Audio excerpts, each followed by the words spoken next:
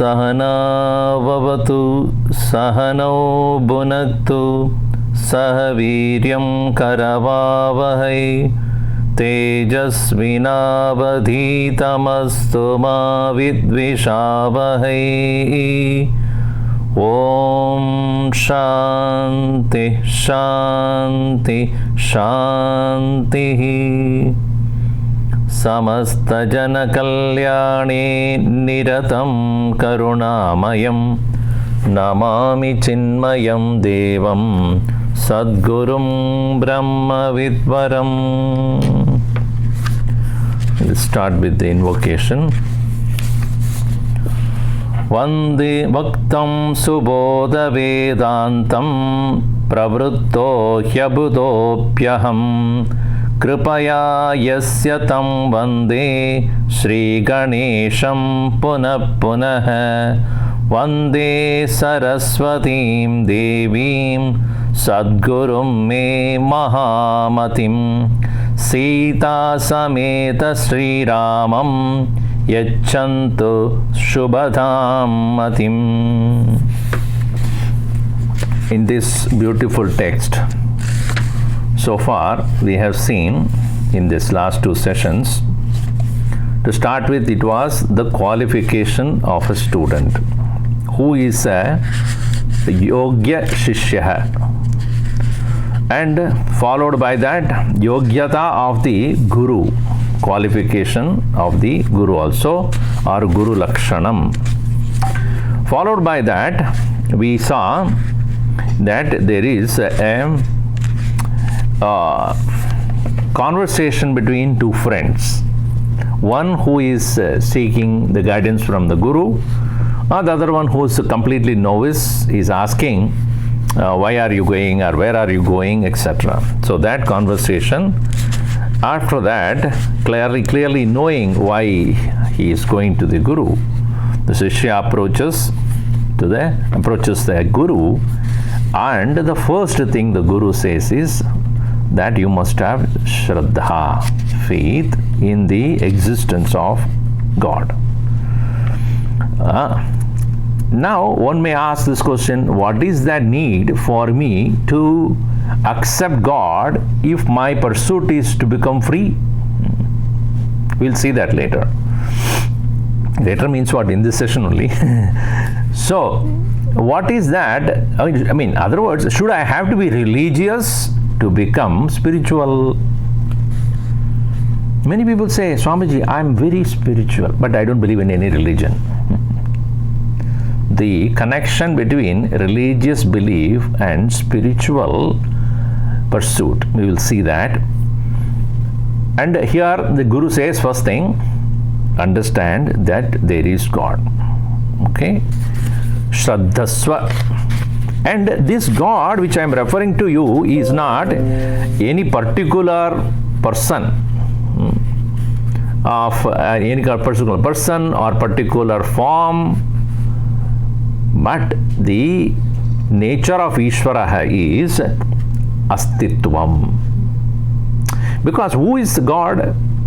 In all religion it is said that God is one who created this universe.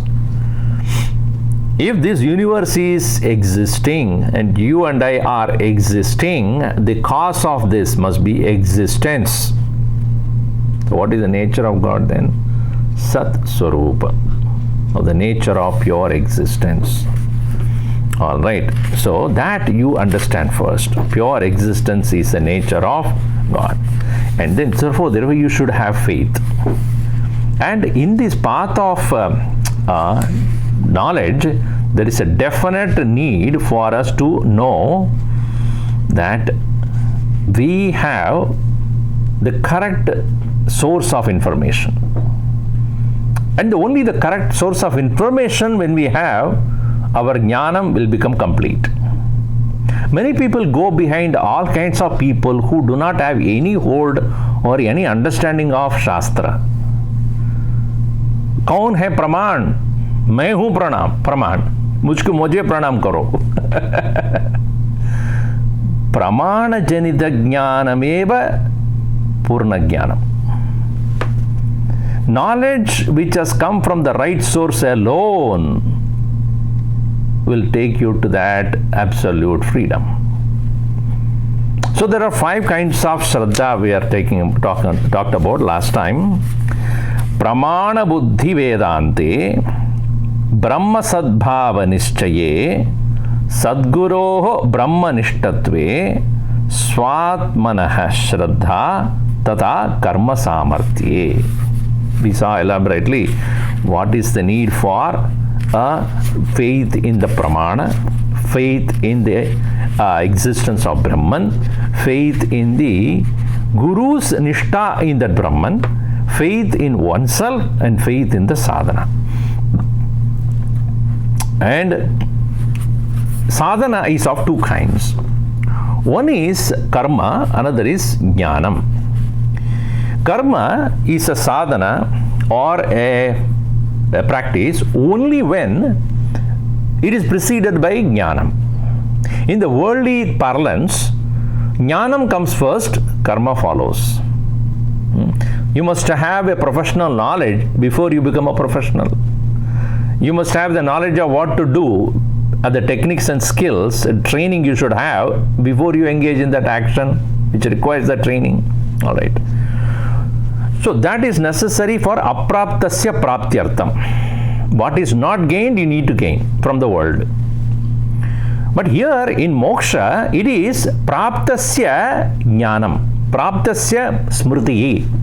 That's why he said, jnapakartham atmajnanam natu karakartham. In this self-knowledge, it is not that you are going to gain something which you do not have. In this path, you are going to be reminded about what you already are. Tat tvam asi, Shvetaketo. This Mahavakya is not Svat tvam bhavishyasi. No. It's not that you will become Brahman. No, you are. It is like a person who is in the deep sleep when somebody wakes him up. When he wakes up to his waking state, he has come out of the state of sleep, and not that he was not there before. He was there during the sleep also, and he comes to recognize his existence, wakeful existence, when he wakes up. So what the external person who woke him up did only make him realize that he is already existing. He was lost in his dream or lost in his sleep, and that when the sleep ends, when the dream ends, he comes to recognize that I have been there all the time. In the same way, that Paramatma, the self which is always there within us, having been forgotten because of our ignorance, that is why it is said, avidyaya chet apraptam. Because of ignorance, it appears to be apraptam, unavailable. Tarhi jnanam hi sadhanam. In this path of jnanam, there is no karma involved. Karmanaha phalam alpam. Jnanasya phalam sreshtam shashvatam. The knowledge that gives the result is eternal. The karma that gives the result is temporary. So, pramanataha vicharena jnanam sanyayate sputham, very clearly. And what is the jnana marga sadhana? Shravanam, mananam, nididhyasanam, ityadi, that we have seen. And the student asked, what are the antaranga sadhanas and what are the bahiranga sadhana? What are the external practices that I have to do? What are the internal practices that I have to do? External practices are preparatory, where a mind is prepared. Chitta shuddhyartham bahiranga sadhanani, atma vijnanartham antaranga sadhanani. So for external practices are meant for purity of mind, and internal sadhanas are meant for gaining the right knowledge. So therefore they have mentioned about yajñodanam, tapaha, sagunopasanam, japaha ityadi bahiranga sadhanani, and then shravanam, mananam, dhyanam, sakshatkarasya sadhanam. They are all the sadhanas for Atma Sakshatkar. All right. Even as one gets the knowledge from a teacher, there can be a constant disturbance from accumulated vasanas, tendencies coming in the form of Maya external, Mithya within. Maya in the sense externally, Bhagavan has created the world with the power called Maya, and that very same world can be perceived by us according to our own influences of the vasana. An object remaining the same externally kept in front of me, but another person may look at it differently than me. So an object can invoke or evoke different thoughts from different people. Not that the object is responsible for that. A beautiful flower is kept in front of me. Probably I look at it, how it will be nice to offer to the Lord at His feet. Another person look at it, oh, tomorrow is my wife's birthday. Let me pick it up and so that I can give it to her. Another person would say, a boy would say, oh, this my teacher likes it. Let me go take it tomorrow morning. When I go to the class, I can give it to the teacher. So the same object, or somebody would say, oh, this flower reminds me when I gave to my girlfriend last time she slapped me. That negative thought also can come out of that flower. Again, the flower is not responsible for that. Right? This is called the power of Maya in the form of internally aham mamedi rupa sa mithya bhoga pralobika. So we saw that yesterday how medate idi maya, madate idi maya. Medate, it associates the jada with Chaitanya, or it madate, it churns one's heart. In that way it becomes mithya. The difference between mithya and satyam and mithya and asatyam, let us clarify here. Satyam chet trikale abhi abhadita stitihi. Satyam is that it never becomes abhaditam, it never falsifies itself, it is always true. Trikale abhi ettishtadi tat satyam. All right. Mithya is that which is temporarily there, but not always. Because it is temporarily there, therefore it is subject to our experience. Asatyam is that which is neither available to us, never it gives any experience to us. Neither it is there, nor it gives us any. Because it is being not there, how can it give any experience to me? So that is asatyam. So the world that we experience is na asatyam, na satyam. It is not always there, therefore it is not satyam. It is not that it is not there, it doesn't give, fails to give us experience. No, it gives experience temporarily. Therefore, Jagat Mithya. That's what Bhagavan Shankaracharya is, Jagat Mithya. All right. Now, so this Maya, what is this Maya again, as we have seen? Trigunatmika Maya, Daivi hi esha gunamayi, Trigunatmika Maya. And this Maya is referred as Prakriti, Samsara. Many different words are there. Avyaktanamni, Paramesha Shakti, Anadya Vidya, Trigunatmika Para, Karyanumeya, Sudiyaiva Maya, Yaya Jagat Sarvamidam Prasuyate. This Trigunatmika Maya, and it is nothing other than the total vasanas of the entire all beings, plus when it is associated with Ishvara, it becomes Kriya Shakti. So therefore, Ishvara is none other than Brahman plus Maya. He uses this power of Maya to create the world for all the jivas to experience their own field of vasanas, and therefore here it is very difficult to overcome. Tartumimam ye gacchanti yasyam te kila majjanti kadam tarennaro mayam tatropayo guru proktaha. So the guru was approached and asked this question by the student, this vast Maya. I'm not worried about what is actually happening outside in this world. There are so many things happening. But how do I cross this vast ocean of Maya, whose beginning is not known, end is not known?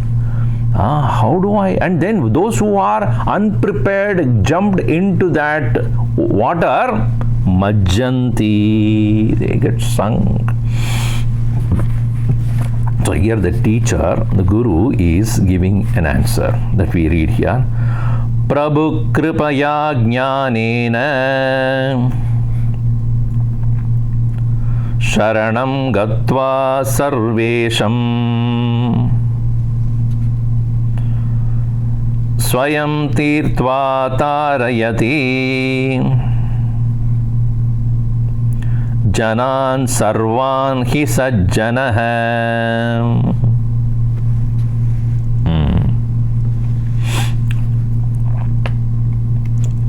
Jnanena prabhukrabaya sarvesham sharanam gatva sajjanah swayam tirtva sarvan janan tarayati.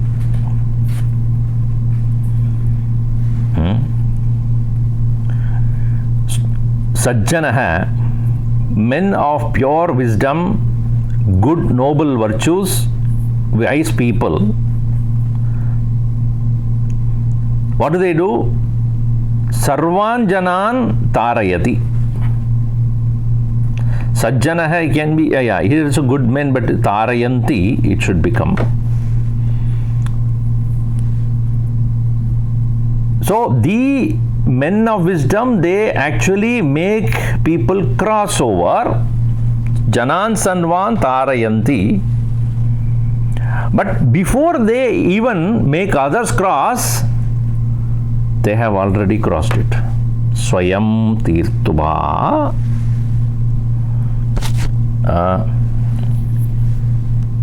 So in Sanskrit, Janaha can be taken either singular or plural. So people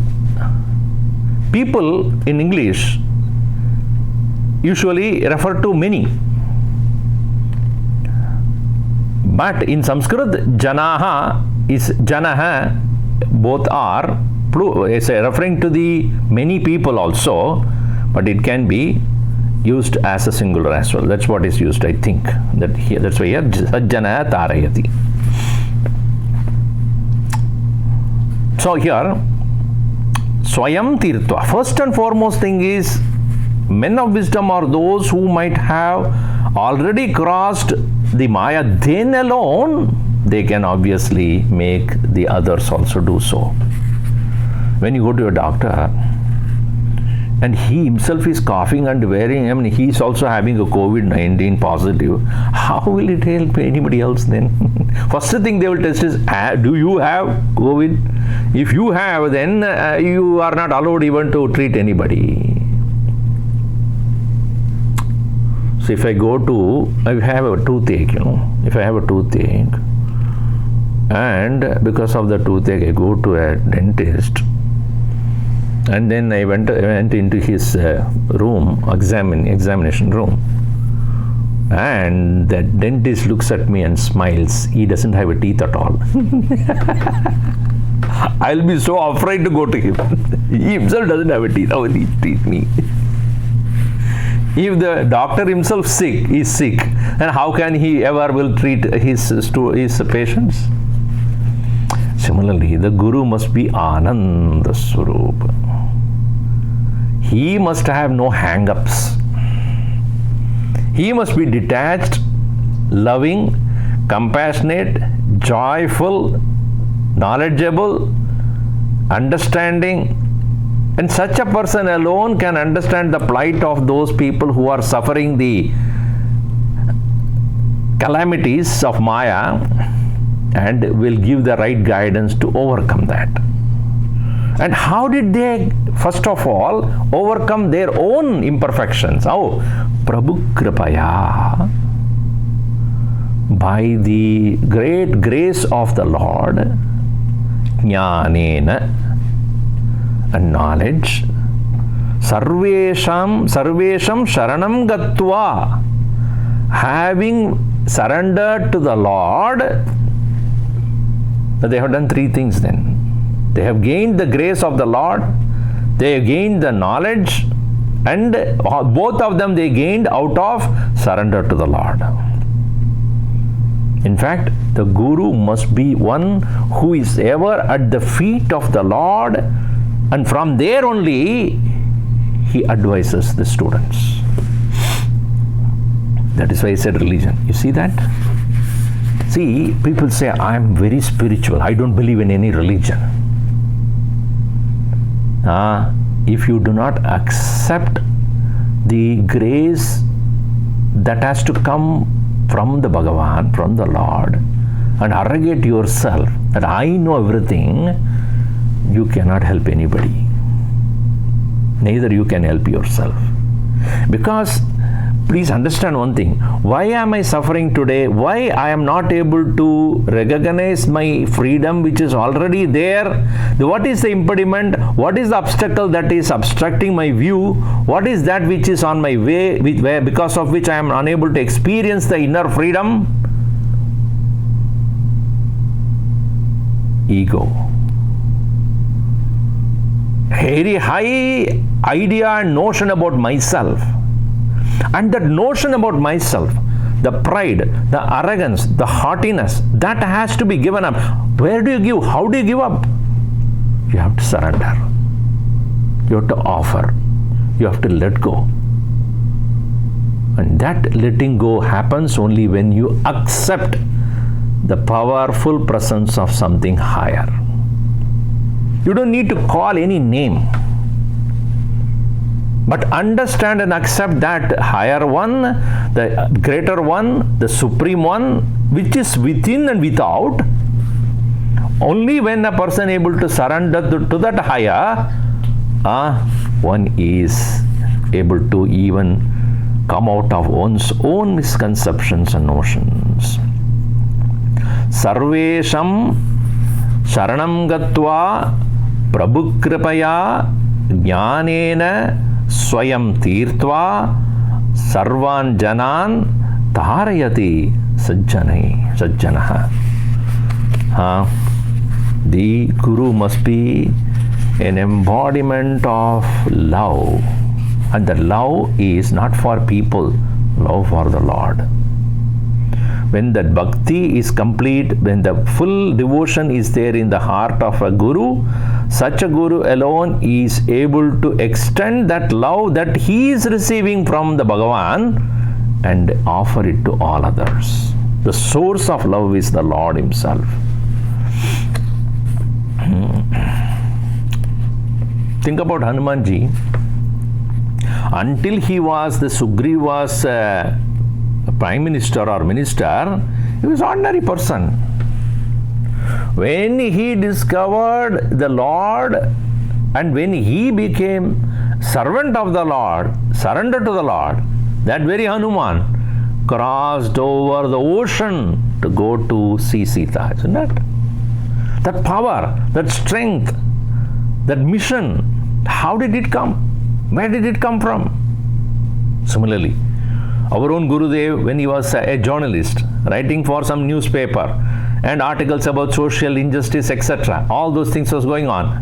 And when he finally went to his Guru, Shivananda Maharaj or Taponji Maharaj, once he gained that love and devotion and surrendered to that Lord, he became an unmatchable speaker, unmatchable orator, unmatchable saint of that stature. What is it, a magic? It is a magic. It is a miracle. In what way? What did he do? Surrender to the feet of the Lord. Narayana, Narayana. Gurudev always said, keep that mind in your mind all the time. I am servant of the Lord. Whatever is happening is according to His will, and I will do my best. It is not that because His will, let Him do. No. His will, I will do my best. As a surrender, as an offering to Him.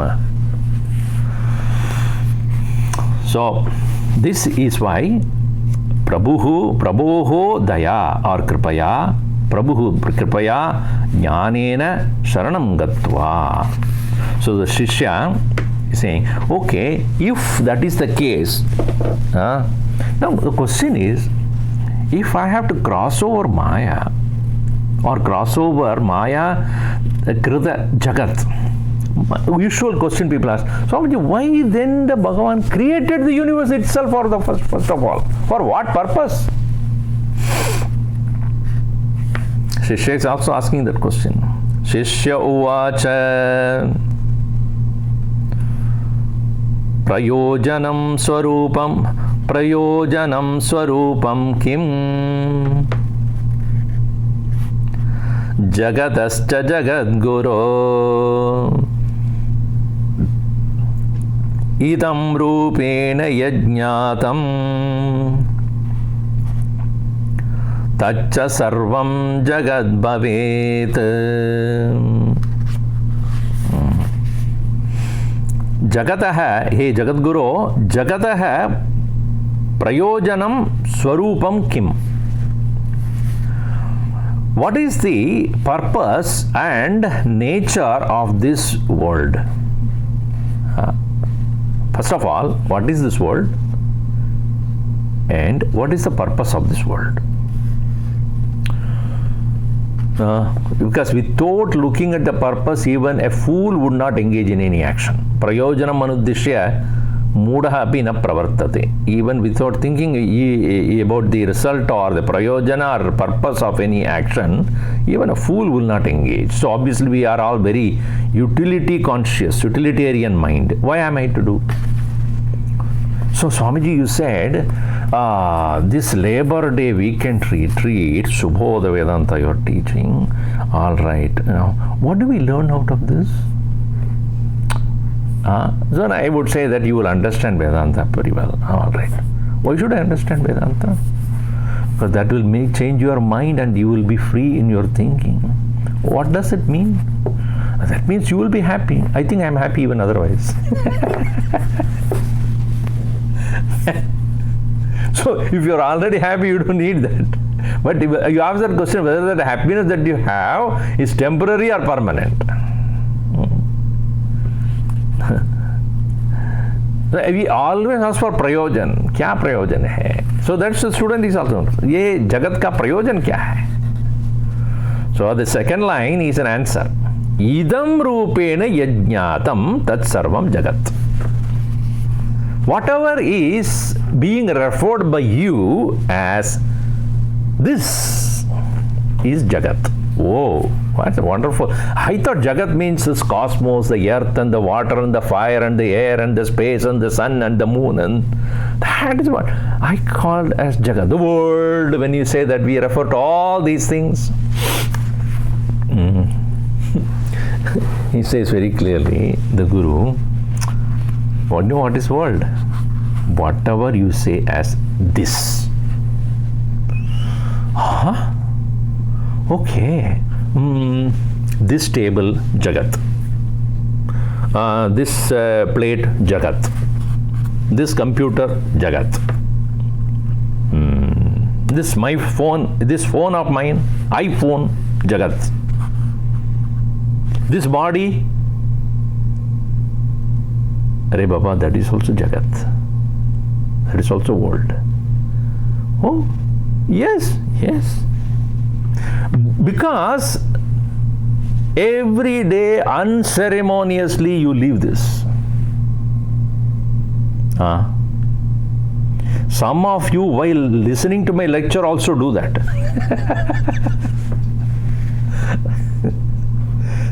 Whatever is other than you is subject to be given up by you. Because whatever is given up by you, whatever is subject to be discarded by you, all are Jagat. This body. Every day, every night you leave this, or every time you go to sleep you leave this, because it is this. Idam. And obviously when you leave from this world, when you die, again you are leaving this only. You are leaving idam shariram kaunteya kshetramithyabhidhiyate kshetrajñam chapi mam vidhi sarvakshetreshu bharata idam yadi yatyajjayate tat sarvam kshetram jagat tat yaha vijanadi idam idi tad aham.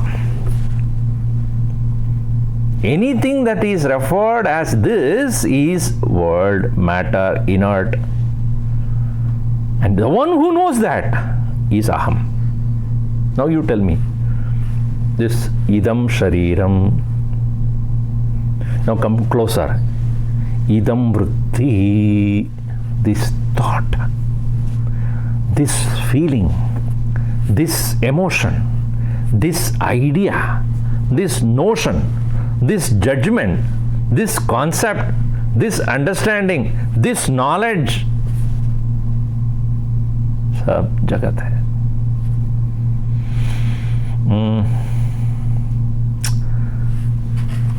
Idam irupena yajjayate ignatam tat sarvam jagat bhavet. Oh, the student is totally shocked. That is world? Yes. You said, then what is the prayojanam? You asked that question, huh? What is the prayojan of this jagat? Yes, here it is.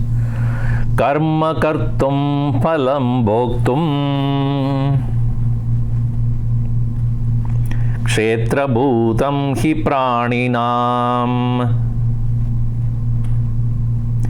ishe samarpya karmani chitta shuddhim laben naraha.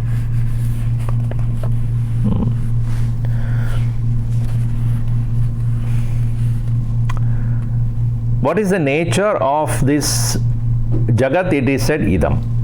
What is the prayojanam? Praninam karma kartum phalam bhoktum kshetra bhutam. This jagat, that is karma kartum, to engage in action, phalam bhoktum, to enjoy the result, the field that is available to you, kshetra bhutam praninam, for all the beings, is jagat. So when I have become qualified in a particular skill set, engineering, software, or medicine, or law, or journalism, artists, or any other skill that I have got, now where do I use it? In the world. If I am a civil engineer, I go to the field of civil engineering. If I am a medical professional, then I will go to the medical profession. If I am a journalist, then I will work for a magazine or whatever. So I have a field of activity. That the field is Jagat, world. Karma kartum kshetram. So for the sake of praninam karma kartum kshetram yajjayate tat sarvam jagat. Now, interesting thing is, field of action by me, it is performed in a field of action. All right. For what purpose? Again, phalam bhoktum. Is it not that when you do an action, I work for a whole month or so, and then at the end of it, what I expect is a result in the form of salary, remuneration. and then remuneration that comes to me is out of the action that I perform. That very remuneration, the money or whatever, where am I spending? There only, isn't it? From the Jagat, in the Jagat I work, and through the Jagat I what? Enjoy the result. Now, come closer. How are you engaging in action? With this body, I am engaging in action. This also is Kshetra. This is also the world. As I said, idam shariram. This is also a world. This is also a world. This world called the sharira, through which or by which I engage in action. And where do you enjoy the result of that action? Khana pina sona. कहाँ पे? इसमें. ये तो क्या है? ये कर्म क्षेत्र भी है, भोग क्षेत्र भी यही है. This is the field of action. This is the field of result. Now, further closer you come. Many lives, according to Vedanta, according to Hinduism, we have done many actions, and the result of those actions, where am I going to experience? Through the body. In the body. So, now tell me, prayojanam kim jagatah karma kartum tada phala bhoktum. To engage in action and experience results. Now, being that, everybody does that. A dog is that, a cat, elephant, lion, tiger, fish, and everything is engaged in their own field of action. Whatever is the field of action this dog is, it is not your field of action. Unfortunately, when the dog starts to live with you, either you behave like a dog or dog is like you. One of those things happen. Or both of them behave peculiarly. So, the field in which the dog lives may be the same world, but not the same way. The life of a dog in the same world is not the life of yours, because its field of experience is different. Its vasanas are different. Its requirements are different. Its needs are different. Its outlook is different. Its way of looking at things are different, not like yours. And so therefore, even though the world is the same, what is actual field? The way you see things. That is your field. Let me not elaborate on that, because in the same situation, a person will think in one way, another person will think in a way, because according to his field of experiences.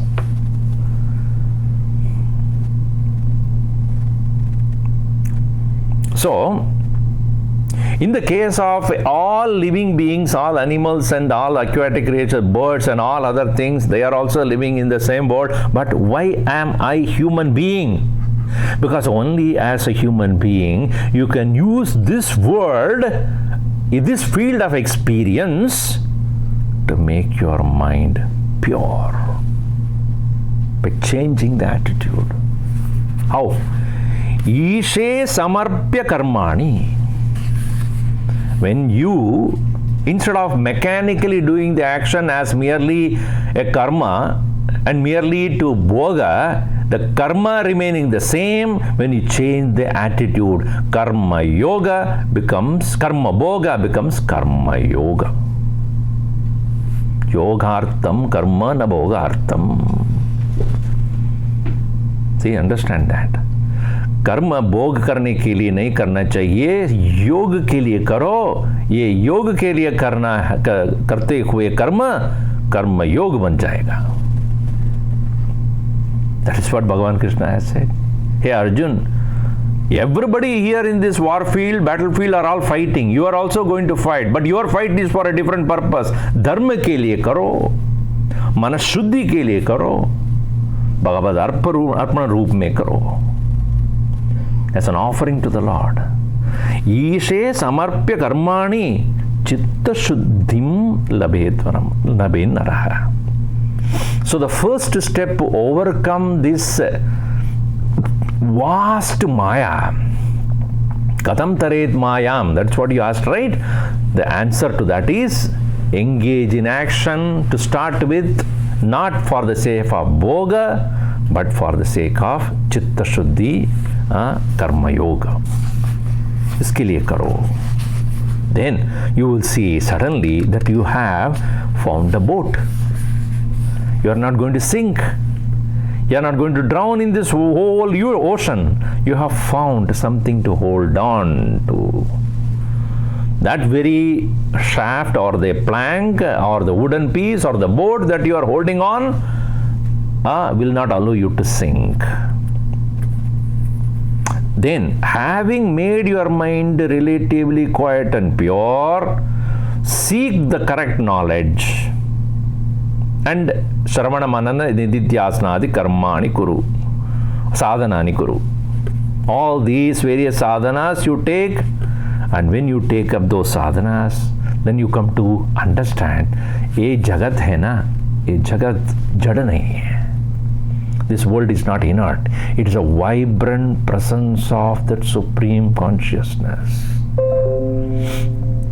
Brahma Rupam Jagat Pashyan Mukto Vidwan Bhave Naraha Jivartam Syat Prayojanam Ishartam Nadukar Hichit.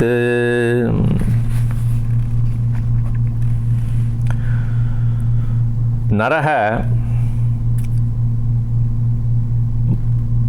Vidwan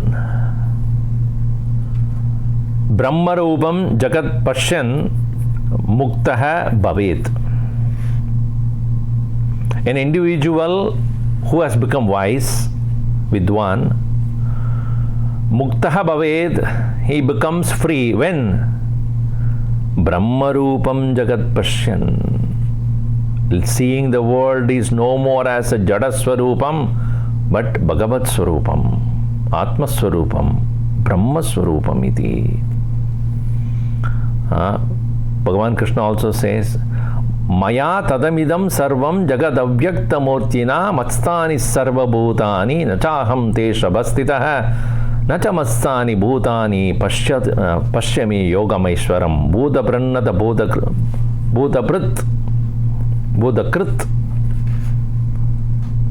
I am the one who is the creator of all living beings. I am the sustainer of all beings. Other than me, there exists nothing. I pervade the entire creation.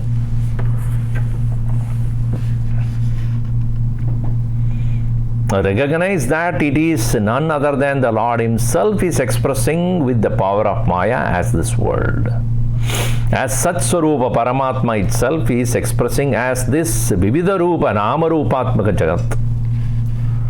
Brahma Rupam Jagat Pashyan, not Jada Rupam, Brahma Rupam Jagat Pashyan, Vidwan Muktaha Bhavet. So, for whose sake is this creation? For whose sake is this world? Jivartam Syat Prayojanam Jagataha. Jagataha Prayojanam Jivartam. For the individual who is unable to recognize that oneness, for him to discover this is this. Now, let me give an example. The teacher, my math teacher, in the classroom, she is teaching some particular formula.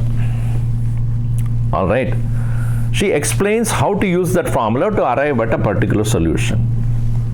Explains everything. She gives you 2-3 examples to prove how this particular formula can be used. All right. Now, afterwards, a few days later or so, when the child is entering into an examination hall, and in front of him is a question paper, which has a question about what he has learned. Will he get upset with the teacher? Why are you asking questions to me? Is the teacher is asking question because she doesn't know the answer?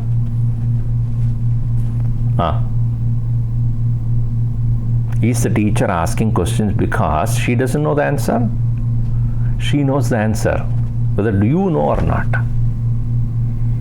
Whether you are able to apply that formula which I have given to you, explained to you, are you able to use that formula to find a solution or not? I want to find out whether you can do it or not. In the same way, the world is not for God. My God. The world is for us to come out of our confusion. It is a testing ground. I would call always this world is a correction facility. We have committed enough mistakes, and Bhagavan gives so many chances for us to correct ourselves. Once you correct yourselves and come out, you will see the smiling face of the Lord. You got it. You won. You succeeded. Do not ever consider, therefore, the question that is given to by the teacher to the student as a punishment. It's not a punishment that the teacher gives to the student by giving a question paper. It's only testing to find out whether you are capable of answering it. The same way, the world is not a punishment. It is a testing ground. It is that which the Bhagavan creates for us to find how capable we are in coming out of it.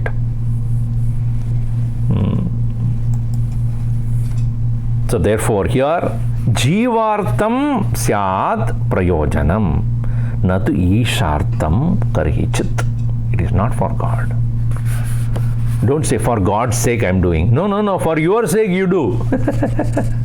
When your guru is teaching you, telling you that ye sadhana karo, oh sadhana karo, do japa, etc., I think the guru has no other business or what? Why is he asking me to do so many things? Or why is he asking me to read? Why is he asking me to understand this? Why is he asking me to do that seva? Why is he asking me to do japa? Why is he asking me to do the puja? किसके लिए कर रहे हो तुम? गुरु के लिए, भगवान के लिए कर रहे हो? Is it Bhagavan wants your puja? Do you think?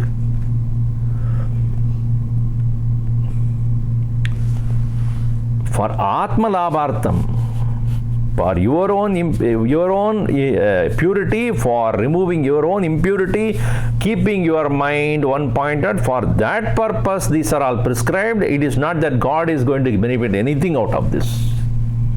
Kritakrityaha saha. Name partasya kartavyam trishloke tu kinchana kritlekeshu kinchana na anavaptam avaptavyam varta evacha karmani yedi heham na varteyam jad karmani atindritaha mama vartmanu vartante manushya partha sarvashaha. In 3 words, I have nothing to gain or lose, Arjun, because there is nothing in this world that I am going to get, nothing in this world I am going to lose, because nothing is there to be lost by me, nothing is there anymore for me to gain. Yet, I work because people follow me. I have to show an example. Similarly, Mahatmas have no particular reason to be here. For their personal reason के लिए वो नहीं है. Swarthis, they are not swarthis. They are not for their own personal purpose. They are there here. Logahitartham, for the sake of the world, completing Bhagavan's task as his hands and legs. Mahatmas live tirelessly, engage in action. All right. Understood. Chitta Shuddhyartham, karma, for the sake of the purity of mind alone karma, and for the field of karma is this Jagat. I understood. Good. What are the kinds of mukti that we have? Moksha. Are there many different kinds of mokshas? Mokshas are there?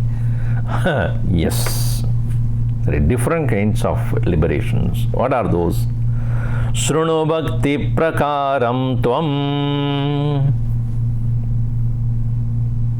yata proktam vichintakaihi karmopasana praptavyah swargo lokascha brahmanah. Bhakti prakaram tvam shrunu. please understand or listen to me about the very many types of liberations. Oh, how can there be many different types of liberations? Listen. Vichintakaihi yata proktam, by men of wisdom, how it is spoken. Yata proktam, what it is spoken as it is, I am going to tell you, please listen. Now, first one is karma upasana. Karma upasana praptavyaha. Karma upasanena praptavyaha. By rituals, you can get liberation. Oh, but those what you call as a liberation that is obtained through karma being the limited, the liberation freedom that you get is also limited. But that is also called moksha in the form of swargolokascha brahmanaha. Swargaloka prapti tada brahmaloka prapti. There are two types of things. Either it is the world called heaven, and also there is a possibility of gaining brahmaloka.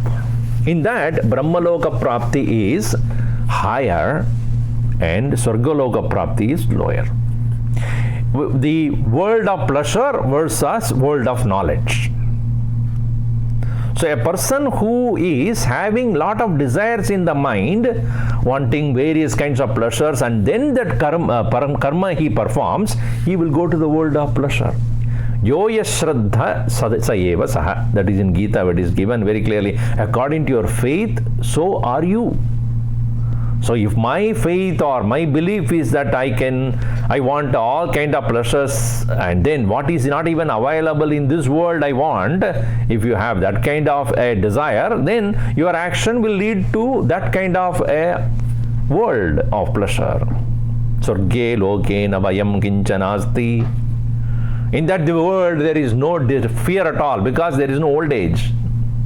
There is no hunger and thirst. Everything is so beautiful. But Shine Punye Matyalokam Vishanti. Because it is gained out of karma, a punya is gained. When the punya is exhausted, you come back again. Exit door is shown as soon as the exhaustion takes place. Whereas Brahmaloka Prapti is where you have gained certain amount of vairagya and again continue to perform the rituals, and not jnanam you got here. You are not pursuing knowledge, you are still pursuing karma, but for the sake of jnanam, and then you go to the abode of Brahma, and there such people will be given the correct knowledge in Brahmaloka for them to release themselves from there. So these are the first of two kinds of mokshas that are spoken about. All right. What is the other things? What are the other types here? Next verse is prasadat sveshta devasya salokyam cha samipata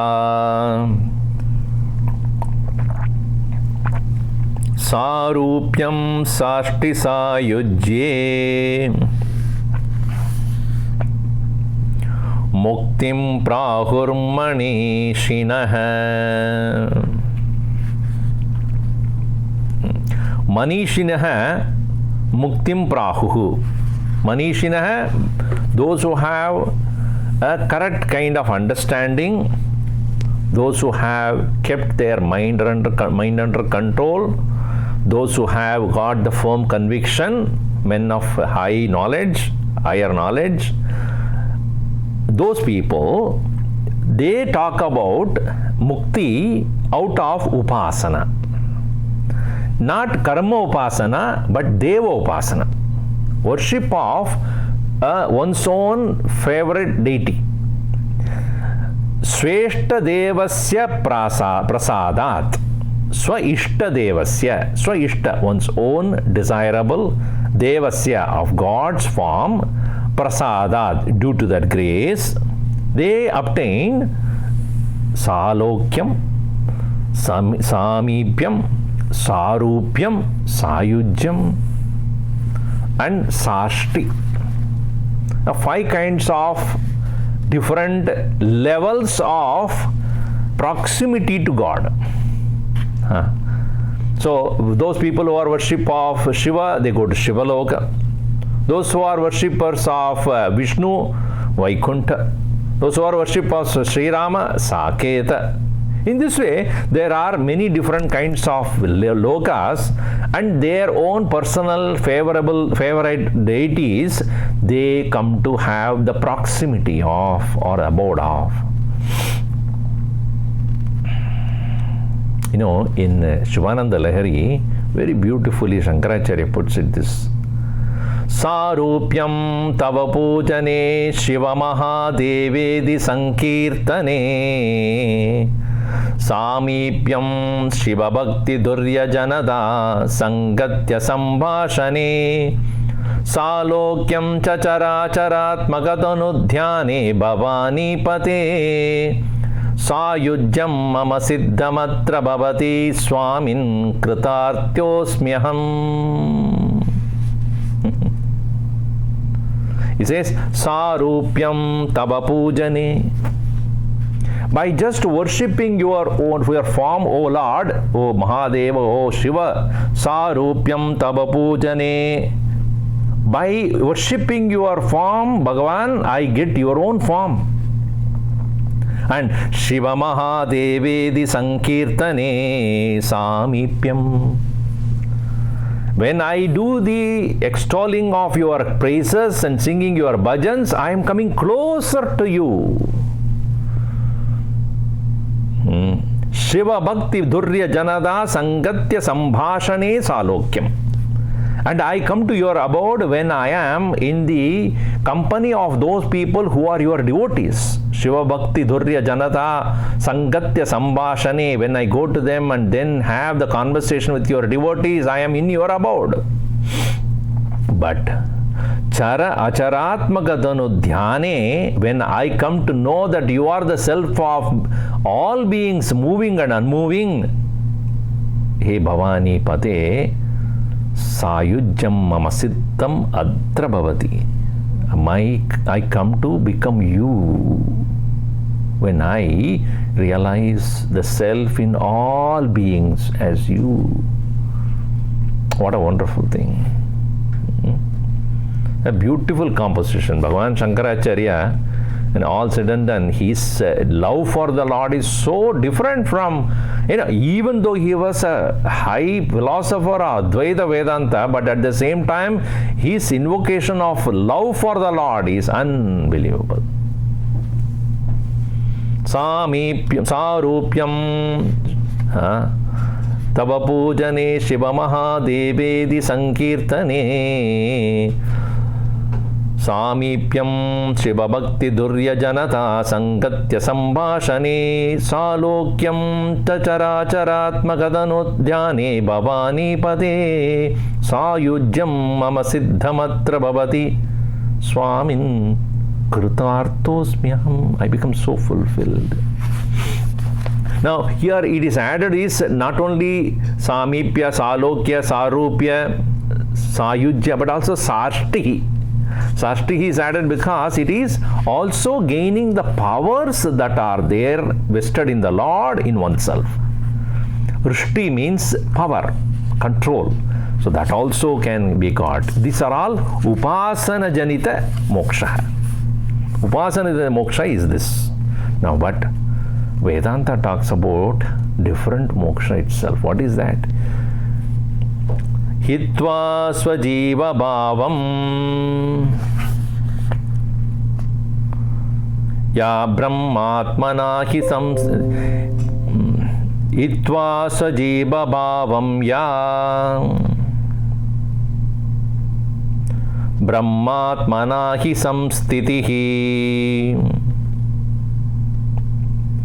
Jivan Muktir Videhacha Sarva Vedanta Nischayah.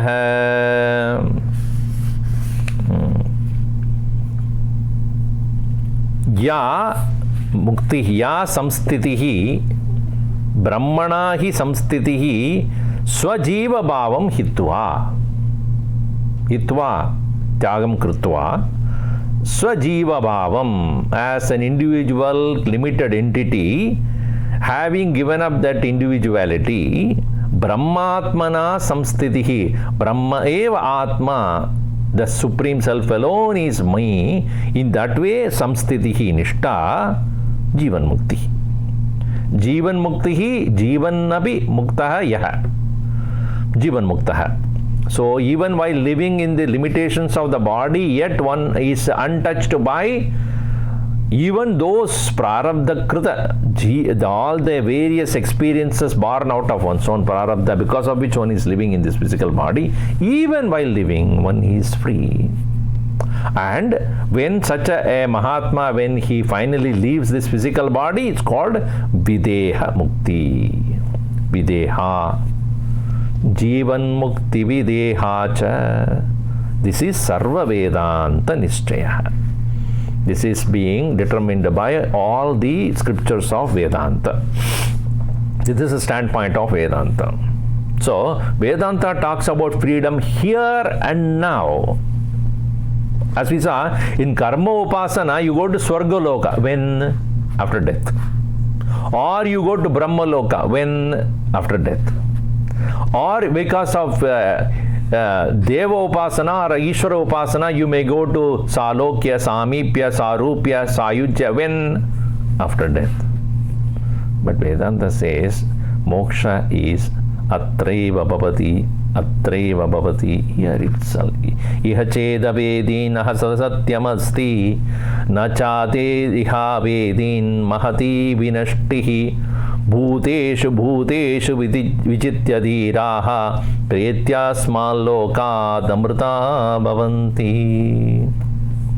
Ihaiva bhavati, in this very world in which we are living, in this very body with which we are living, there is mukti that is assured by Vedanta, by jnanam, that is what is called jivan mukti. And such a person, even as he lives, is free, but others see him as only a limited individual, because he is like anybody else, physically eating and walking and talking and everything. So one may say, no, it's a moksha mil gaya usko, but he is still doing all the things which others do. One can never understand the mind of a Jivan Mukta, where how freely he moves about in this world, untouched by the vicissitudes of life. Such a Jivan Mukta, when he leaves the physical body also, that is called Videha Mukti. Vigata Deha. The Deha of the individual is no more conditioning that person. And also people come to see him as one who has left the body, but Brahmani Leenaha Abhavat. He has become one who has merged with Brahman. And it is said that when a person gains that Jivan Mukti Sthiti while living, such an individual living in such a gay abandon, meaning totally in his own world, full of freedom, that is said in that next section called Bliss of Liberation. Now how does he live, or what does he say? See here. Ha vuha vuha vuha.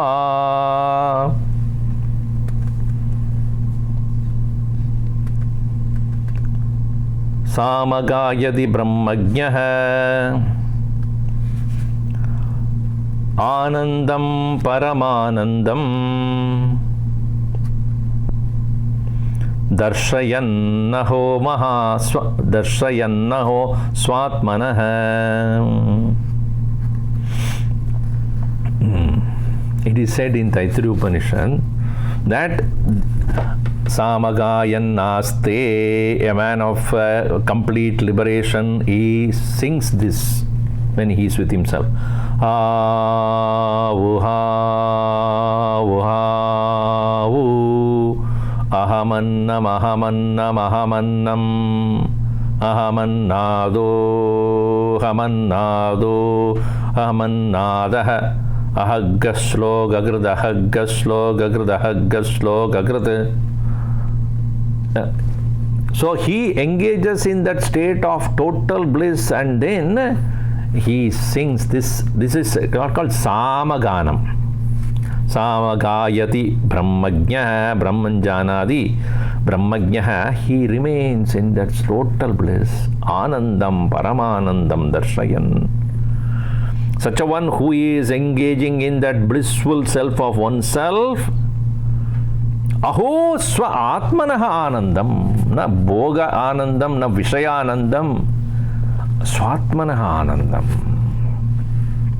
It is the bliss that is already present in oneself and untouched by anything, unconditioned by anything, independent of all.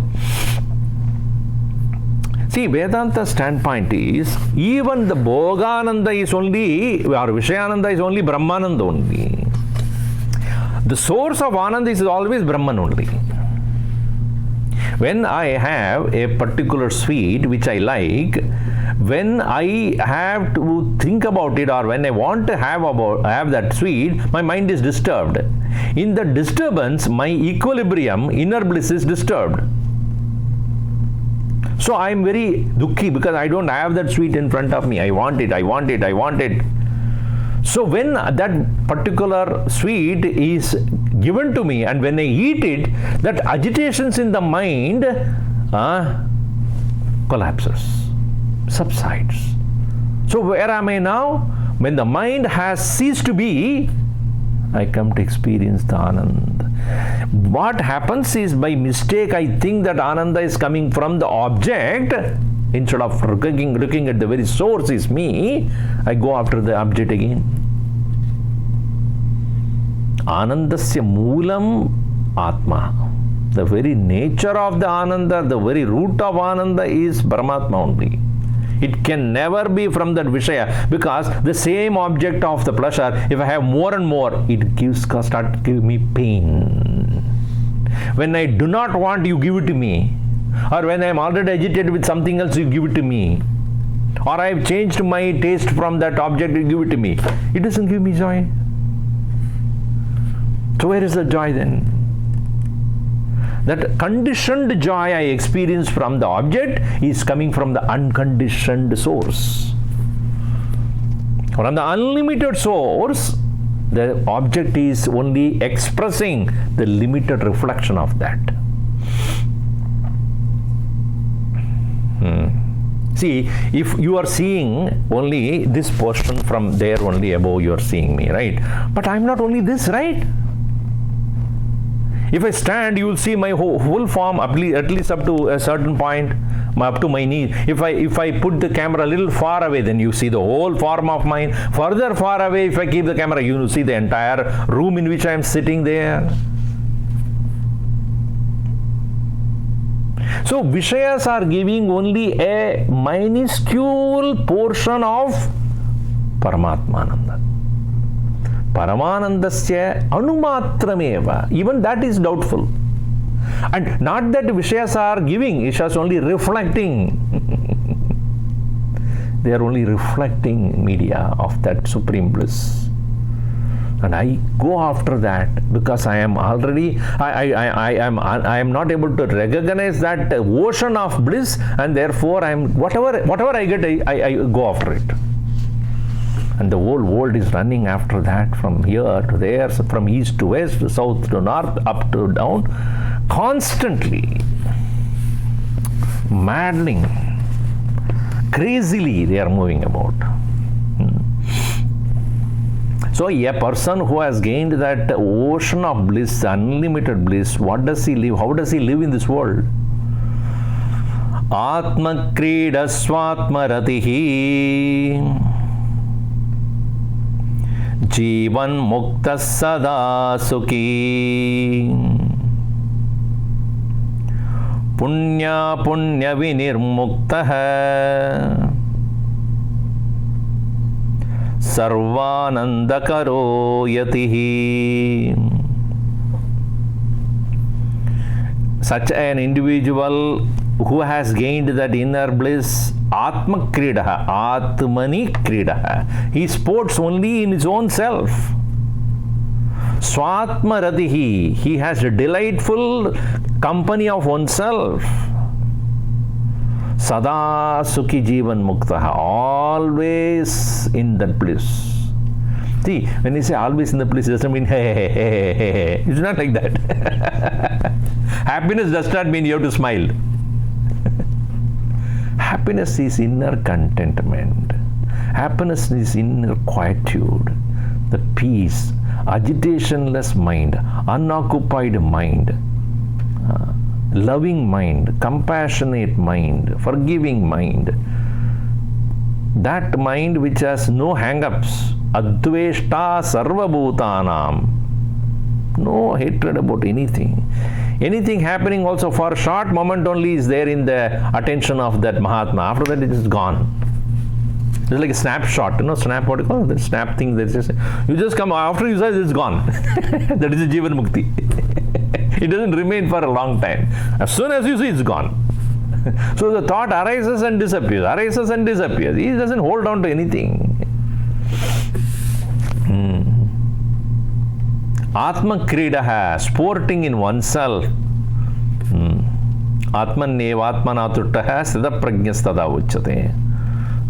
One who is enjoying himself in himself, and he doesn't need any other company. Swatmaratihi. As Gurudev would say, if you can't enjoy your own company, why inflict it on others? If you can't enjoy your own company, how much others are suffering out of you? Just think about it. If you hate yourself, how much others are hating you? If you can't have your own company happily, how can you give company to anybody else? And why that mind of a Mahatma is so free, so full of joy and bliss, independently joyful? Why? You know why? Punya apunya vinir mukta. He doesn't care about punya and apunya, good and bad, right and wrong. It doesn't come into his attention at all, because whatever he does is always good only, because he cannot. Why do we do anything bad to anybody? Do you think about it? Because there is a swartha. Swartha is there. Unless you have a personal agenda, will you do anything bad to anybody? Tell me. Even when I tell a lie, the lie is being told by me because I am to gain something out of it. Otherwise, why should I tell a lie? Every lie has got a personal agenda, personal reason. Or any kind of a bad which is other than what is right is done by a person because he or she has got something to get out of it.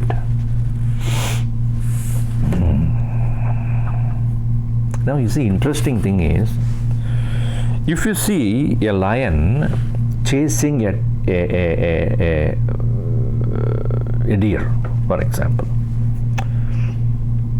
is it bad or good, according to you? Now when you see a deer running and a lion chasing and holding that deer and tearing it apart and eating it, is it good or bad? The question of good and bad doesn't come there, because the lion cannot exist without that kind of food. You are eating food, is it good or bad? If I ask you, what do you say? You are eating food? Bad. I am having my breakfast. What is bad about it?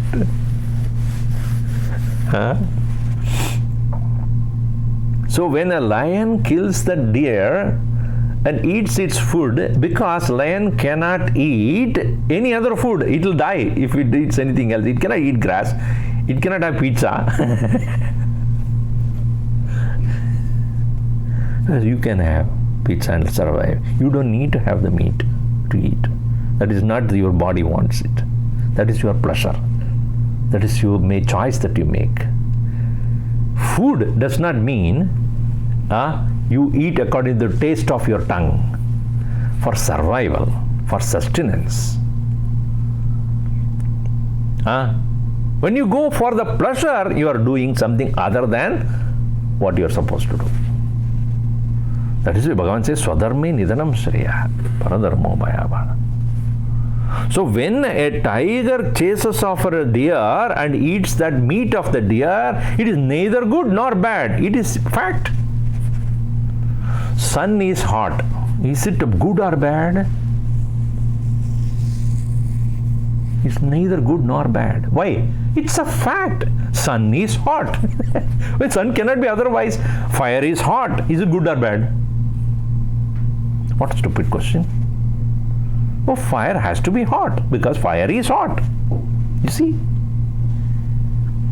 So, what is the nature of a Mahatma's mind? He never bothers about good and bad. He looks at the fact. Now, this extension of that is, when he looks at a person, anybody, he doesn't brand him good or bad. Paramatma. That one who is in front of me is the same Mahatma, the self that is there in me, shrouded by the mind which has the impurities. The impurities in his mind is bad. And that can be overcome. When the water is coming from the sky as rain onto the hills, when it pours down, it's a pure water. Afterwards, when it starts coming down to various places, and then it gathers its impurities until it reaches the ocean again. So also, our thoughts, because of impurities, we are tend to act in the personal, selfish ways. That creates us all the concepts of good and bad. So, Mahatmas are beyond this. Dharma, adharma, adhura is different from dharma and adhura. That's why Nachiketa asked that question. That which is anyatra dharmat, anyatra adharmat, anyatra punyat, anyatra apunyat. In that way. Papa punyat atita. So, punya apunya vinirmuktaha. And such a blissful one who lives in inner contentment, joy and total bliss of his own, swatmanaha ananda, that sarvananda karaha. He also causes happiness to the world. Yatihi, a very well controlled, self-controlled Mahatma, he is able to give that bliss to everyone. And at the same time, what does he do? Okay, this is how he lives, all right. What does he do? Interesting thing is he doesn't do anything. Naiva kuruvanna karayan karyam sadnoti sarvada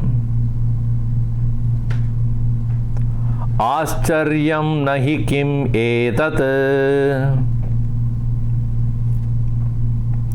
Pasyatvam Buddha Vaibhavam.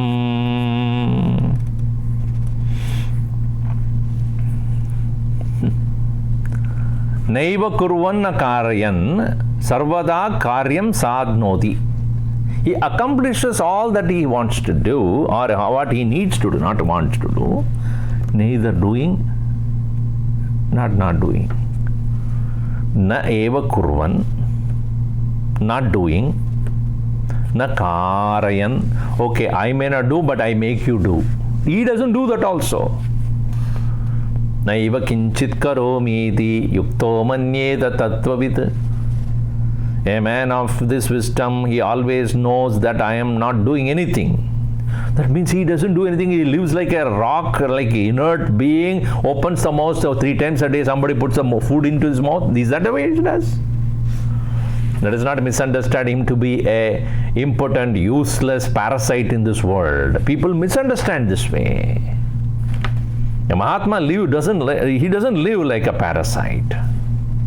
And that is what happens to people who do not have the correct knowledge and want the world to serve them and live totally useless.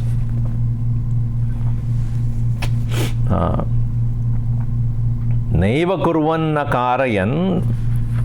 And at the same time, karyam. Karyam means kartavyam, what is to be done. Karyam here is kartavyam, na kamyam. Na kamya karma, na nishiddha karma, but karyam means kartavya. What is to be done in any situation, kurvana. But even that, na kurvanna karayan. How does it mean? How does he accomplish things without doing?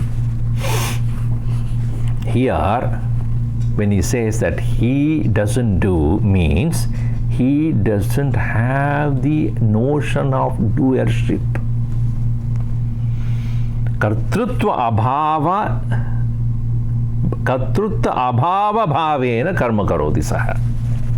Without the having the notion that I am the doer, Bhagavan alone is doing through me. Let me ask you a question. Are you all breathing? Yes or no? Yes, I'm sure. Otherwise you will be dead. Now tell me, how many of you are doing the action of breathing? Are you doing the action of breathing? Is it not true? The breathing is taking place. Even you don't pay attention to it. Even when you are in the deep sleep, it goes on. Having had your breakfast or lunch, what are you doing to digest that food? Nothing. Why? Happening. So when you have understood that what you have done is what? Eating. What is happening? Digestion. That's not what you are doing. In the same way, kartrutva abhavena, with no notion of I am the doer, action takes place in the Mahatma's life. Sri Ramana Maharshi used to say, such a Mahatma lives, you know how he lives? Wakeful sleep. That's what he calls it as. Wakefully asleep. He is fully awake, but his ego is asleep. It is totally asleep because there is no powerful presence of the notion I and I am and I want and I did it. I like it, I don't like it.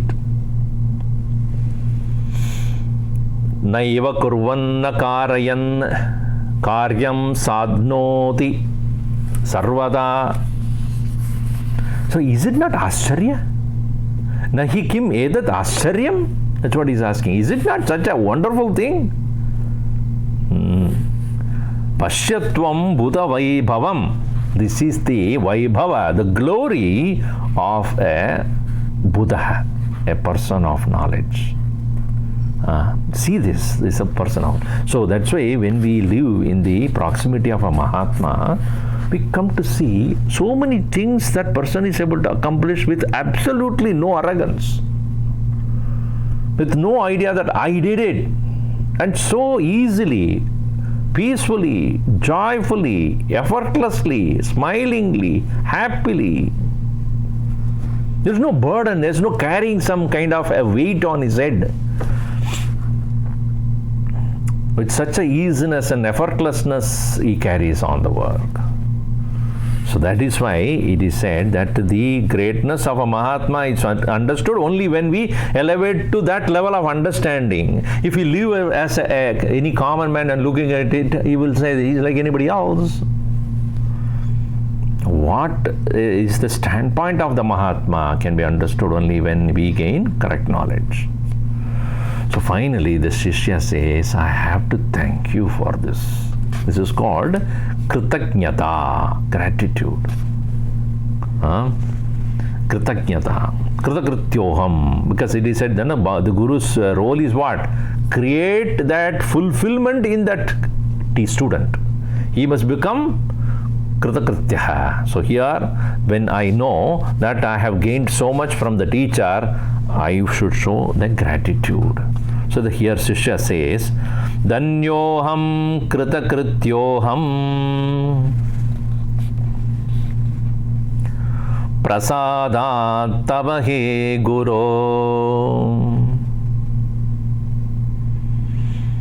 bhavaye padma yugmam te satatam hridi komalam. Hey Guru, tava prasadat, because of your grace, aham kritakrityaha, I become so fulfilled, aham danyaha, I am blessed. And satatam, always hridi, in my own heart, te padma yugmam komalam bhavaye. I always in my heart worship your lotus feet which is pure. Komalam padma yugmam aham hriti sada satatam bhavaye. I constantly thus salute and worship your lotus feet in my heart, because of your own grace alone I am able to gain the fulfillment in my life, and I feel myself so blessed. So you understand that a Shishya must ever, always, with no hesitation, surrender to the lotus feet of the Guru. Even an enlightened master must accept the greatness of the Guru and live. One cannot say, oh, I am also realized my Guru also. He says, so what is the difference between me and him? Never. The Guru is always a Guru. No matter how great you become, the Guru is greater than you. Always. The Sadguru, the one who has given you the correct knowledge, is always above you. One boy said to his friend, I'm so unhappy about one thing in my life. Yeah, what is it? My elder brother is always 2 years elder to me. How is that?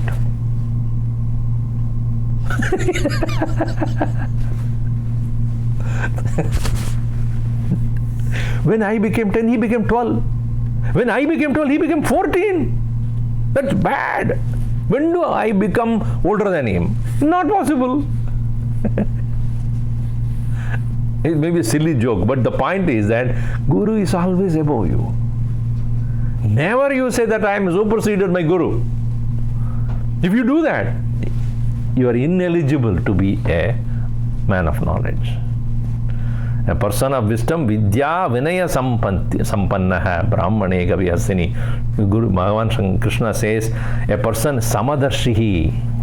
A man of knowledge is samadarshi. Because of what? Because of his vinayatvam, and he sees men of wisdom as men of humility. Vidya vinaya sampannaha brahmanaha. Brahman janadiyaha saha brahmanaha sada vinayaha. Vinaya sampannaha. So always humble. So I have gained this knowledge because of tava prasadat kritakrityoham danyoham. Tasmat always te padma yugmam komalam hridi satatam bhavayami. I keep your lotus feet always in my heart. Why the lotus feet? Because the Guru stands on his knowledge. So his feet representing knowledge. That knowledge on which you stand, O Guru, that I keep it in my heart. Never forget. When you say I am keeping in heart means what? That which I don't forget. When we were studying, when we are in the school, when we are studying, have you by-hearted? That's what they ask, no? Not memorized, by-hearted. Meaning, by-hearting means what? In your heart you should keep that knowledge, not just as a memory. When you keep it in your mind, you tend to forget. When you keep it in your heart, you will never forget. So the love for the Lord, love for the Guru should be entertained in the heart. See, Bhagavan Ramana Maharshi beautifully puts it, where should you meditate upon the Lord? Meditate upon the truth? See, he says, Satpratyaya kim nu vihaya santam hriddesha chinta. See, the one which is considered as Sat. Satpratyaya kim nu vihaya santam hriddesha chinta. In that very heart only you should think about. What is that? Hridayakya, which is known as Hridi.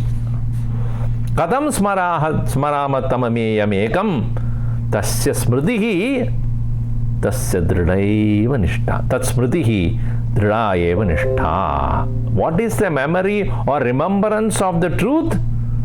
Abidance in the truth is remembrance of the truth. Hridi nishtha bhava.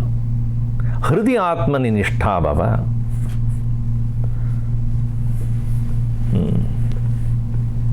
So, that very self which is present in our heart is the presence of the lotus feet of the teacher, is the presence of the Bhagavan, all in one. That I should never forget. So, for that the Guru, pleased by the commitment, the statement of this Shishya, he says, Guru uvacha tava bhaktya prasannoham yata jnanam grihitavan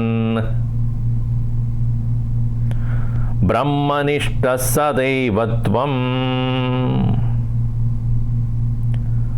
para bhakti yuto bhava.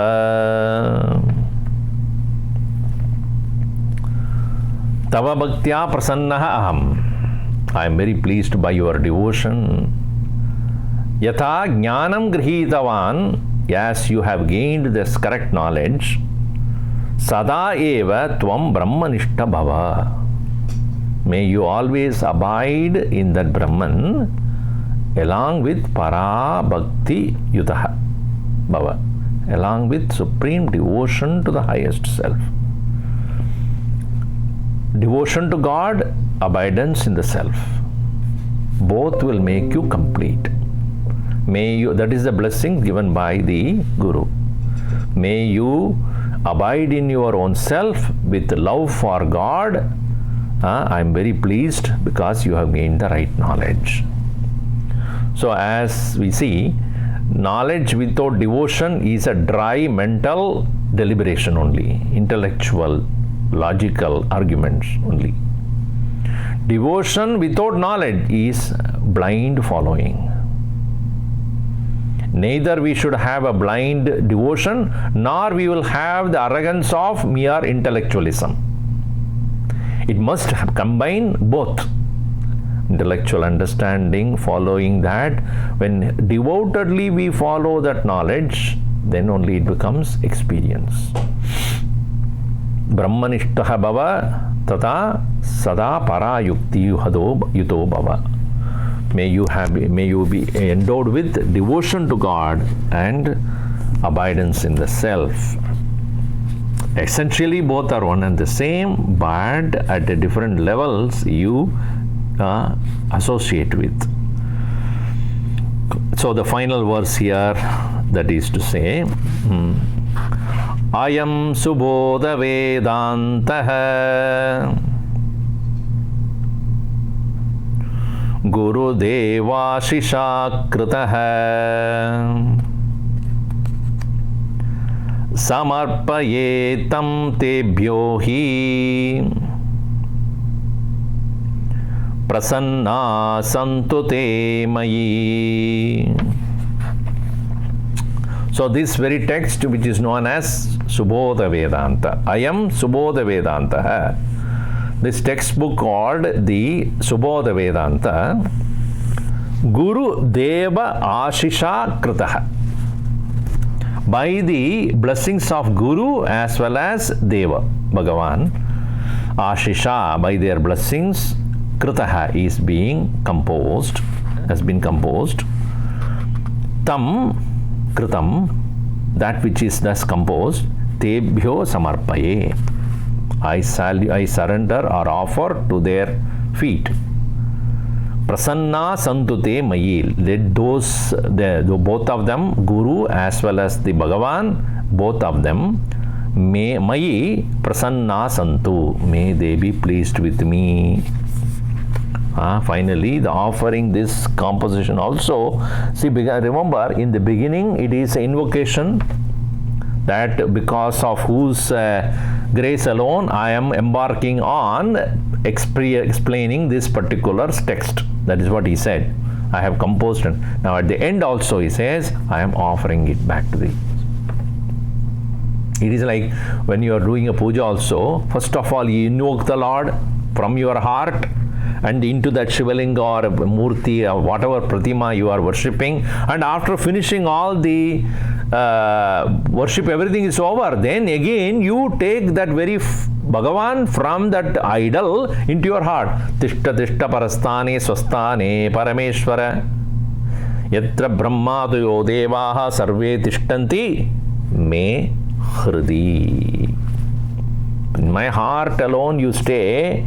Go back to that. Yatasthanam pradishtapayami Shemartam punaragamanaya cha.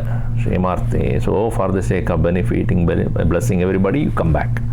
So every time when you are invoking, you also should put it back. The same way, I have, as Guruji puts it here, I have created this very thing because of the blessings of the Guru and Deva, and then to him I surrender. Because I could do it because of their blessings only. What belongs to Bhagavan? You don't own it. You don't take it away home from him. So that is why he says, Bhagavan, why? One lady came and said, oh, my father, he passed away. He gave it to you and he took it away. So what is the thing? He has to take it. He cannot leave it forever. If I give you something to keep it for a while, hey, Rakhona, after some time I take it. When I come to take it, if you don't give, what will I do? Hey, give it. I gave it to you. Everything has come from him. To him alone it will go back to. And we should have no objection to it. No doubt we get attached to it. But understand, Bhagavan ne diya, Bhagavan ne le liya. He gave, he took it. He has every right to take it. Similarly, because of his grace alone, I am able to create this. To him alone it has to be offered. And thus, therefore, we completed this beautiful text which was composed by our Guruji. So we'll read the first verse to make sure that we go back. That's a tradition that we have. We go back to the first verse, two verses, the prayer verse, and then complete it. And if you have questions, you do ask. Maybe I will answer it. I'll try to answer as much as I know. Bhaktum Subodha Vedantam Pravritto Hyabudopyaham Kripaya Yasyatam Vande Sri Ganesham Punah Punah Vande Saraswatim Devim Sadgurum Me Mahamatim Sita Sameda Sri Ramam Yachantu Shubhadam Matim. Therefore, we have completed this beautiful text, and if you have any questions, please put it in the link that is given to you, and I will be able to answer few of them because given the limitation of time, whatever possible. The question is raised here. The immediate world seems more complicated and competitive in comparison to our youth.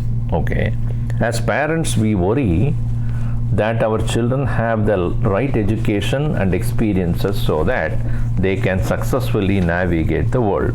All right. As a result, we can become very purposeful and ambitious for our children. Okay.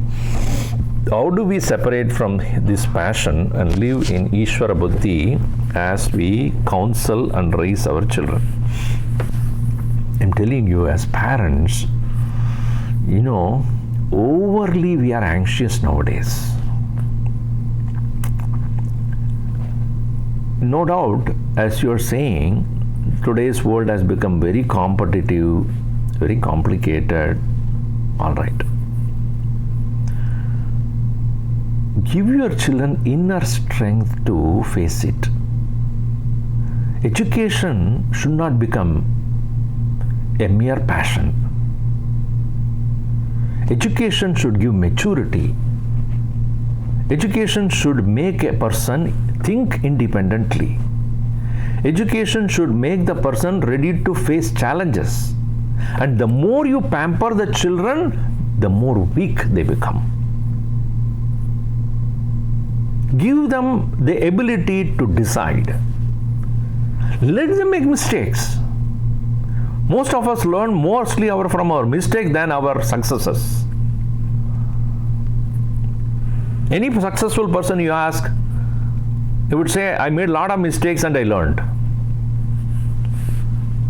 They will make mistakes. You don't overprotect them, then they will never learn the lessons of life.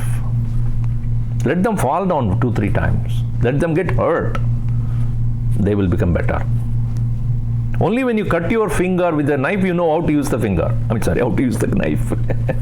Only when you burn yourself with the fire, you know how to handle that fire. Only when you get a shock, you know that you have to be careful when you go to that plug point. Don't overprotect them. Give them the inner strength. That is why we have Balviyar, etc. For what? That inner virtues, the strength. I can meet challenges. That strength should come first. What they learn is secondary actually. If they learn so much and they are still a vegan, how do you think that they will face the challenges of life? Not only challenges of external life, internal life. Many people say, my child is going karate, my child is doing soccer and then tennis. Are they going to help him handling emotions which he has to handle with his wife and children and boss and colleagues? Is he going to fight with them with karate? Or taekwondo? Oh, my boss is really fighting with me, I am going to use karate for him. Is it so? What he needs is inner maturity, emotional maturity. Are you giving that to him?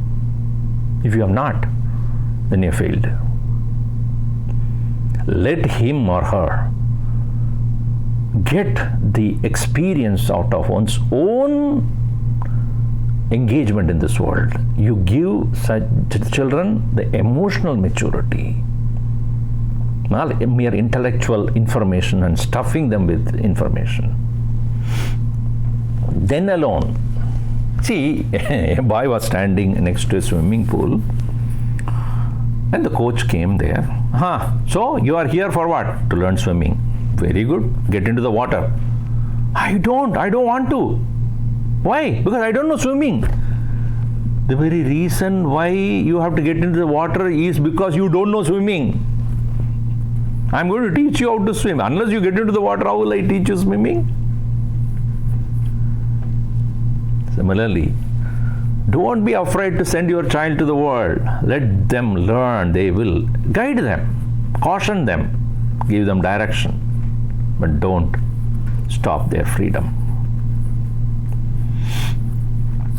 Hariom Swamiji, would you kindly explain Sarshti Mukti again? Okay. Sarshti means, Rishti means power.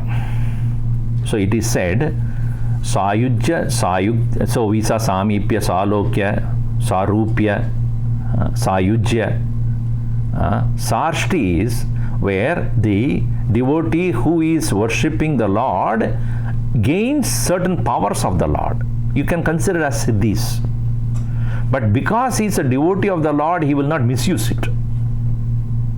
If he gets a siddhi out of other means, through karma siddhi, he may probably use it for his own personal and other purposes.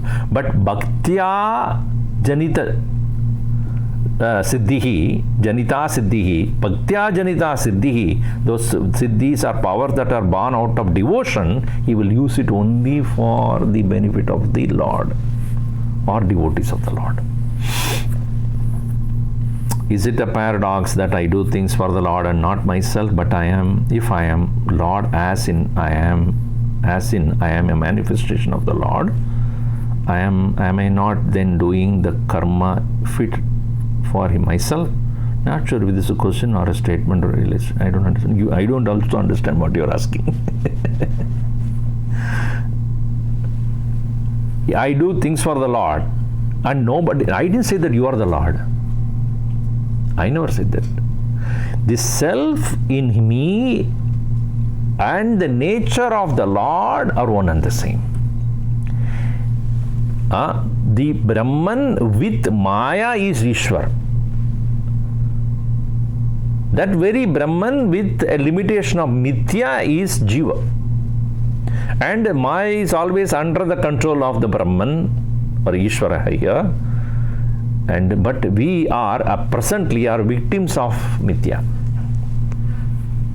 So, the Paramatma that is there in that very Lord and the Paramatma that is present in me as me are one and the same. That doesn't mean Jiva is equal to Ishwar. No. That's the wrong thing to say. But the nature of Jiva and the nature of Ishwar is one and the same. It is like this. A big amount of fire which is burning. And there are sparks that are coming out of that fire. The spark is also having the quality of fire, but for a limited time. Whereas the fire is very powerful. The same way, Jiva has the same quality of that Paramatma, essentially. How do we find an experienced or realized Guru which you have referred to?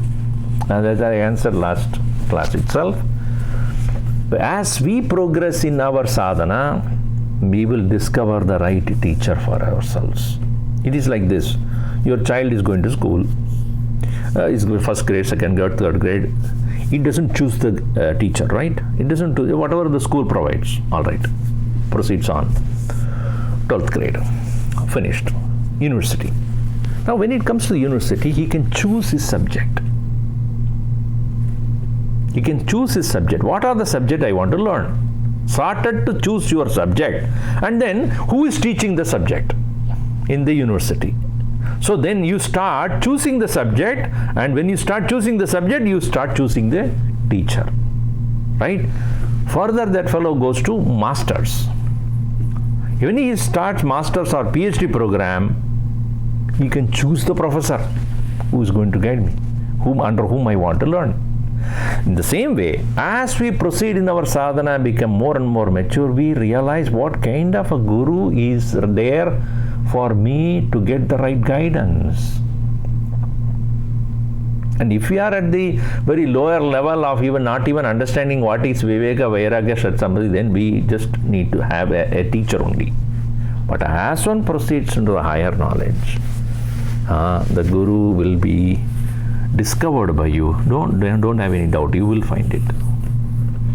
Swamiji, if a person is very much spiritually aligned, want to live a life of brahmachari, sannyasi, to experience the truth, but his parents are not agree with this sannyasi way, what that seeker should do? Convince them. Thing is, parents are always, as I said, overprotective. They do not think that you are ready for it, or they do not understand what sannyasa means. There are two possibilities. They don't know what it is, and therefore they are very apprehensive, unclear, and then they say no. Or they have a wrong information about this path, therefore they say no. Or they know what it is, but they think you are not fit for it.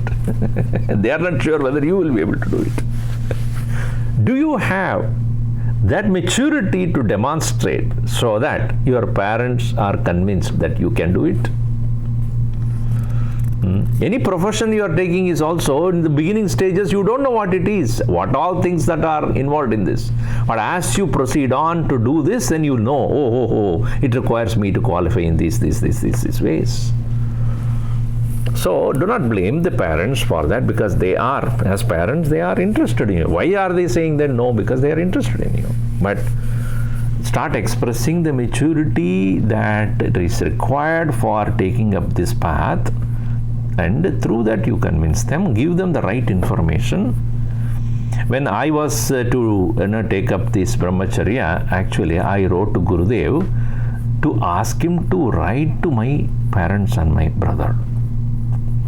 And he was so obliging. He said, yes, I will write to them. I will write to them about what it is and why you as a student is eligible for it. He did it. Hari Om Swamiji, Gurudev also said about ego in his commentary about in Bhagavad Gita. When the ego is divinized, the individual automatically remains equanimous in success. Equanimous in success and failures. Please explain what is this ego, where is it, and how do you do that? The fundamentals of Vedanta. Ego is identification. Whatever and wherever you identify, there your ego is. If I identify with my body, my ego is about my body. If I identify with my skills and abilities, my ego is about that. If I identify with my nation, my ego is about the nation. Nobody can talk anything about my country, and that ego of that kind. Or if I'm identified with my religion, then ego is about the religion. Anybody talks ill about my religion, I cannot tolerate. So ego is always about strong identification with something. So divinizing the ego means what? Your ego should be with God. When your identification is completely merged in the Lord, who is the God for everyone, your ego will diminish. When you divinize the ego, it will diminish the ego. Example for that is, when a river is flowing, it has an individuality. I came from this hill, I am running this direction, my name is this, whatever name we give, Krishna, Godavari, Kaveri, Ganga, Yamuna, all those. But when it reaches the ocean, what is its name? What is its name? What is its color? What is its shape? Gone. It may be Yamuna, may be dark blue, Ganga may be dark or white, whatever it is, different colors and different kinds of waters come in, and when they enter into the ocean, they lose their color, their form, their name, everything. Similarly, when the ego is about religion or body or individual skills or profession or caste and color and creed and faith and all that, it is strong identity. But as you progress to become one who is devoted to God and your ego is complete identification with that Lord, you suddenly find you have no identity there. You're lost. You're divinized and it disappears. How can we become Sakshi? You are Sakshi even now. Now let me give an example. You are going to a marketplace, to a mall or to a shop. There are so many things that are there displayed. You see them. What are you now? Sakshi. Meaning Sa-akshaya. Akshi means eyes. Sa-akshi means with your eyes. You are only witnessing. So with your eyes, in this example, with your eyes you are seeing. So when you are seeing something, there are so many things that are there in the shop. You are a witness. Witness means what? Unattached observer. Correct? Even though there are many things in that shop, none of them you own, really, but that doesn't stop you from seeing. When you are watching a movie, movie is going on, some actor is acting and some hero, heroine, villain, all those things. You are watching. What is that you are doing? Watching. You are not the hero. You are not the heroine. You are not the villain. You are not the characters there. But you may probably get carried away by the character and then you become, that is also possible. But in general, when you watch a movie, you are watching a movie. You are not participating in that. You are just watching it. You are enjoying it. Correct? In the same way, when you start becoming a witness, a observer of your thoughts, then you become Antasakshi. You are an observer You are witnessing your thoughts and not a participant. What happens to us is we start owning up those thoughts. It's my thought. Watching an anger does not make you angry. Identifying with that anger makes you angry. That identification is the ego. When that identification with the angry thought takes place, you say, I am angry. When you are just watching that angry thought rising in your mind, you are an observer of that anger. See, it is not that a Mahatma does not get angry, Mahatma does not get jealous. All this will come. Maybe not in the same intensity in which we get it, because he has worked on it. But it will come. Suddenly a thought would come, I want something to eat now. That thought would come. You will just watch. Disappears. Moment you identify, you start to act on it. You want it. You cannot live without. I have to have it. It's like a child, I want candy. You just now had your breakfast, no candy for you. He starts to hate you. Why are you not giving me candy? I want it right now. He will start crying. What do you call that as? Stupid. We also are like that. When our mind creates a thought and we identify and then we say that I cannot live without that, and all sort of drama that goes on. It's a drama.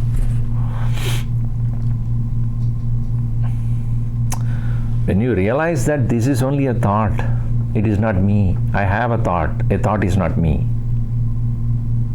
A thought is happening in me. I see it, I observe it, I notice it, I witness it. As even you detachedly watch it, observe it, it will disappear. Yato nischaradi manaschanchalam astiram tadastaro niyamyedad atmanyeva vasham nayed. Sri Krishna very clearly says, as and when the mind is moving in those directions, keep your attention upon yourself and come back to yourself as a witness. Atmanyeva vasham nayed. That is a practice. All right, no more questions. We have come to the end, and thank you so much for participating in this 3-day retreat. And the textbook was very simple, at the same time very informative. It has definitely created a lot of interest and inspiration, I presume. And explaining Vedanta has been my joyful engagement, because it gives so much of fulfillment and joy to understand, study and share. That's what I've done. And please continue to engage in satsangs. Various things are happening online. So many Swamis are giving different lectures at different times. In our Chinmaya Mission West website, if you go, there is an icon called Get Inspired. If you click on that, you will get the whole list of what are the various talks and satsangs that are going on in all our centers by Swamis and Brahmacharis and various senior sevaks at different centers. They are giving lectures constantly, every day. And you cannot never say that, no, I don't have where to go for what to. And you have a choice also. You can learn Tattva Bodh, Atma Bodh, Bhajagovindam, Avek Chodamani, Bhagavatam, Gita, Upanishad, Drigdarsha Viveka, which I am going to handle from next week onwards. Drigdarsha Viveka and Kaivalya Upanishad, our Swami Swarupanji is going to start online. So many things. And Guruji is now giving Bhagavatam. Get inspired, constantly stay in touch with the knowledge, and you will see a gradual, sure growth in you. Om Sarve Bhavantu Sukhinah, Sarve Santu Niramayaha, Sarve Bhadrani Pashyantu, Ma Kaschid Dukkha Bhaved. Om Shanti Shanti Shanti. Harihi Om Sri Gurubhyo Namaha. Harihi Om.